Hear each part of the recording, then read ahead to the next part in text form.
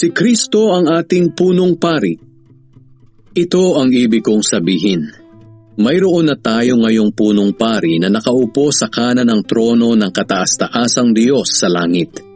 Naglilingkod siya bilang punong pari sa pinakabanal na lugar na hindi tao ang gumawa, kundi ang Panginoon mismo. Ang bawat punong pari ay itinalagang mag-alay ng mga handog at kaloob, kaya kailangan na may handog din ang punong pari natin. Kung nandito pa siya sa lupa, hindi siya maaaring maging pari dahil mayroon ng mga paring nag-aalay ng mga handog ayon sa kautusan.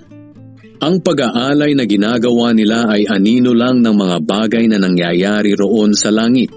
Sapagkat nang itatayo na ni Moises ang toldang sambahan, mahigpit siyang pinagbilinan ng Diyos. Kailangang sundin mo ang planong ipinakita ko sa iyo sa bundok. Ngunit higit na dakila ang mga gawain ni Jesus bilang punong pari kaysa sa mga gawain ng mga pari, dahil siya ang tagapamagitan ng isang kasunduang higit na mabuti kaysa sa nauna, at nakasalalay ito sa mas mabubuting pangako ng Diyos. Kung walang kakulangan ng unang kasunduan, hindi na sana kailangan pang palitan.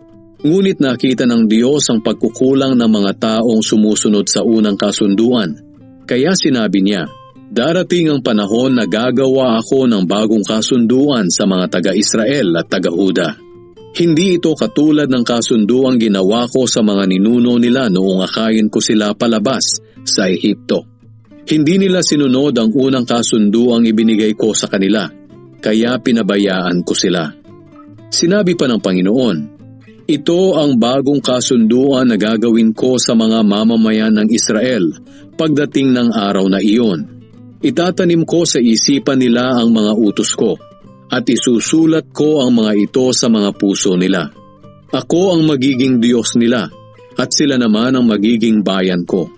Hindi na nila kailangan pang turuan ng mga kababayan o kapatid nila na kilalanin ang Panginoon, sapagkat kikilalanin nila akong lahat, mula sa pinakamababa hanggang sa pinakadakila, sapagkat patatawarin ko ang kasamaan nila at lilimutin ko na ang mga kasalanan nila." Nang sabihin ng Diyos na may bago ng kasunduan, malinaw na pinawalang bisa na niya ang nauna, at ang anumang wala ng bisa at luma na ay mawawala na lamang.